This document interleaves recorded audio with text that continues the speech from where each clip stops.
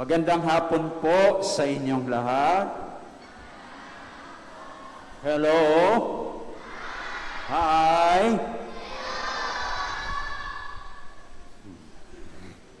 Ika-17 linggo sa karaniwang panahon. At sa linggong ito, may dalawa po tayong pagdiriwang na nabanggit ko na. Tama? Ano yung una? Pandaigdigang araw ng mga lolo at lola. Sino yung mga may lolo at lola rito? Pakitaas ang kamay. O, may lola. May lola. O, yan. Nandito ba sila? Nandito ba? Nandito. Okay. At nakatatanda. Siguro ito yung mga nakatatanda. Ano ba ito mga nakatatanda? Hindi mga lolo at lola? Ganun ba yon?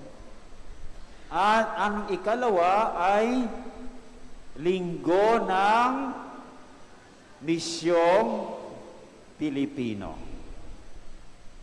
Ngayon, anong aral na hango sa mga pagbasa ngayong ika-17 linggo sa karaniwang panahon ang mapipili natin para matalakay, maipaliwanag ang dalawang pagdiriwang na ito? Ano yung aral? Ano yung anong aral, mga bata? Naku, hindi yata kayo nag-aral. Ano, mga bata? Bababa ako dito. Saan yung dito? Ikaw, ano na ba yung pangalan mo? Marvy, ano yung aral ngayon? Bakit mayroong misyon ng mga Pilipino? Bakit mayroon misyon? At mayroong misyong Pilipino. Ano-ano ang mga paraan para maisakatuparan ang misyon nating lahat na ito kasama ang mga lolo at lola at nakatatanda. Anong sagot mo?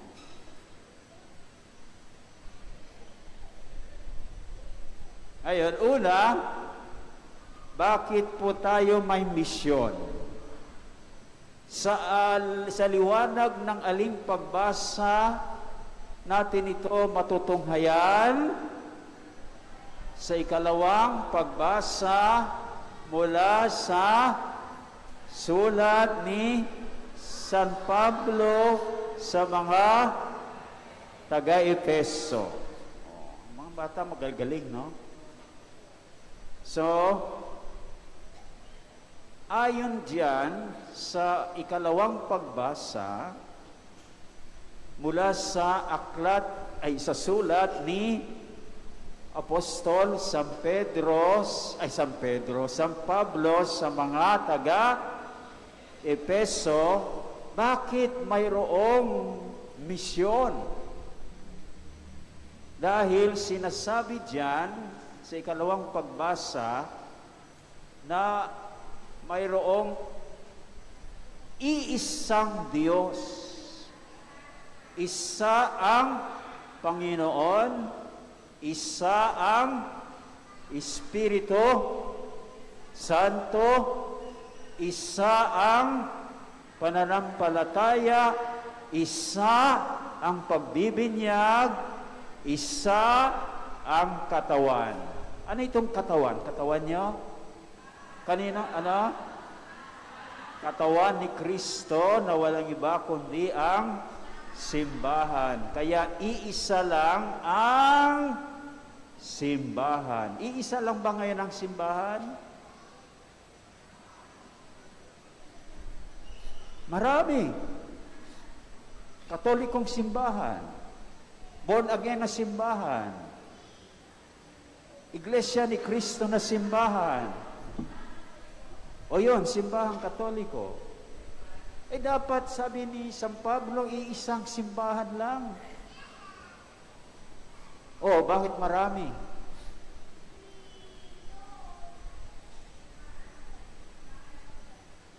So, yung iba, tinatag ng tao. Ang tunay na simbahan ay tinatag ng Diyos. At aling simbahan yan? Simbahang Katoliko. Paano niya nalalaman? Dahil sa Biblia, nung nagtatag ang ating Panginoon ng simbahan, sino ang leader na hinirang niya? Si San Pedro. O, siya ba ang ating pinuno? Sino ang unang pinuno ng simbahan? Si San Pedro. Sino ang pumalit sa kanya?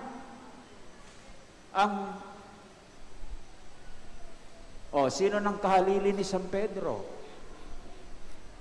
Sino ang kahalili ni San Pedro bilang leader ng simbahan? Sino ba ang leader natin ngayon? Sino? Sa Pope Francis. Hindi po ba? So, tayo ay masasabi nating yung simbahang itinatag ng Diyos. Pero tingnan ninyo ang ibang simbahan, sino ang nagtatag? Mga tao. Kaya dapat iisang simbahan. Kaya dapat mayroon po tayong pagkakaisa. Pero ngayon, wala yon. So ito yung katotohanan tungkol sa Diyos at sa ating kaligtasan na dapat dalhin natin sa kaalaman ng lahat. Kaya mayroong misyon. At ito ang misyon nating lahat. O bakit naman mayroon pang misyong Pilipino? Dahil nais lang iparating sa atin na tayo ay kabahagi sa misyon ng lahat. Hindi tayo exempted bilang mga alagad ng ating Panginoon. Bilang mga alagad ng Panginoon, tayo rin ay may misyon na dalhin ang mga katotohanan tungkol sa Diyos at sa ating kaligtasan sa iba. Ngayon, ano ang mga paraan para maisakatuparan ang misyon nating lahat?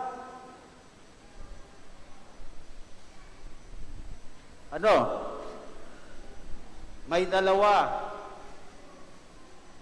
dalawang paraan. Unang paraan ay bago busugin ang kaalaman tungkol sa Diyos at kaligtasan, busugin muna ang katawan, ang tiyan. Bakit? Dahil mahirap maturuan ang mga gutom ang tiyan. Tama po ba? Yun ang una. So, sa aling pagbasa po natin ito matutunghayan, mayroong dalawa. Sa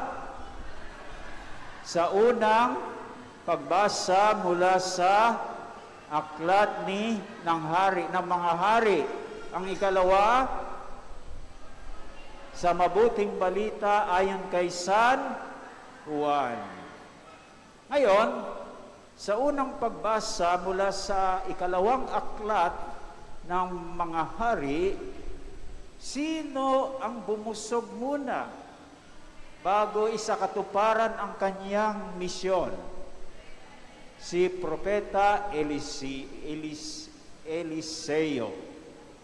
O sa Ebanghelyo naman, Sino ang bumusog muna? Ha? Ang Panginoong Jesucristo.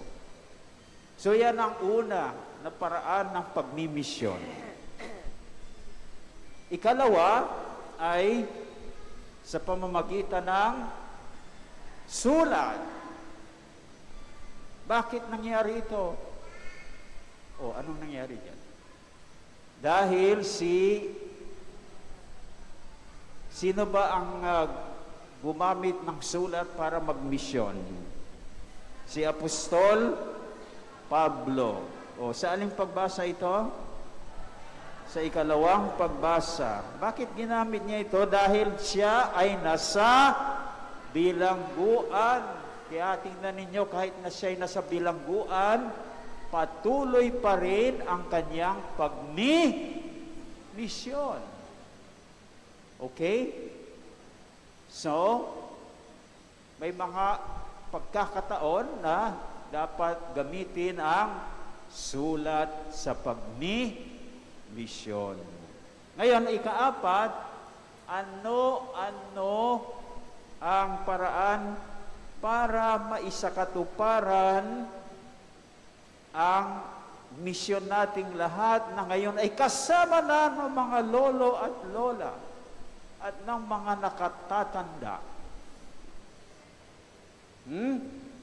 So una, ang gagawin ng mga lolo at lola, kadalasan mayroon yan silang mga apo. Tama? May kasama sa bahay o mayroong kapitbahay. So, anong gagawin nila bilang pagmimisyon? Dalhin nila yung kanilang mga apo, mga kasama sa bahay, o mga kapitbahay. Saan? Sa pagdiriwang ng misa tuwing linggo. So, hindi ba ngayon tayo ay, ang direksyon ng simbahan ay synodality? Alam niyo yon? Hindi kanya-kanya, kundi sama-sama. So, yan, hindi lang dapat kayo nag-iisa, kanya-kanya. Kapag pumunta kayo dito sa simbahan, sama-sama. So, hindi lang yan synodality, yan din ay pagmisyon. So, sana, bago mangyari yan, anong gagawin ninyo? Unang paraan ng pagmimisyon, bago busugin ang ating kaalaman, anong bubusugin muna? Busugin muna ang katawan. O binusog ba ninyo ang katawan ng tiyan ng inyong mga apo? Very good. Dahil pag busog ang tiyan, madali ang matuto ang kaalaman ang isip. Okay? Pangalawa, pangatlo pala, di ba uwi na kayo sa bahay? So hindi nangangahulugan na tapos na yung natutunan ninyo. Sana, pag-uwi sa bahay, magkaroon kayo ng sharing ng inyong mga natutunan. Tama? Para mas lalong tanim sa isip. Okay? At saka ma-verbalize ninyo sa isa't isa, sa lola, sa apo, etc., etc. Okay? So, pangalawa, ang lahat ng mga natutunan ninyo, anong gagawin ninyo? Pwede rin hindi lang sharing, kundi isulat ninyo. Kaya nyo? Isulat ninyo ang inyong mga natutunan. At i-post. Yung sabi mo kanina, social media. Sa Facebook, marunong ba yung mga lola at lolo dito ng Facebook? Oh. So kung ano-anong pinaglalagay niyo sa Facebook, yun ang ilalagay ninyo, ang natutunan ninyo. Amen? At sa pamamagitan niyan, madadala ninyo ang katotohanan tungkol sa Diyos at sa ating kaligtasan sa iba, na kahit kayo ay nananatili sa inyong bahay at hindi na kayo pumupunta sa iba pang bansa para magmisyon. Amen? So, kaya, mga kapatid, kahit na tayo ay nasa bahay lamang, tayong mga Pilipinong mga alagad ng ating Panginoon ay makapagmimisyon kasama ang mga lolo at mga lola at ng mga nakatatanda. So, sino ba yung mga lolo at lola rito? Pakitaas ang kamay.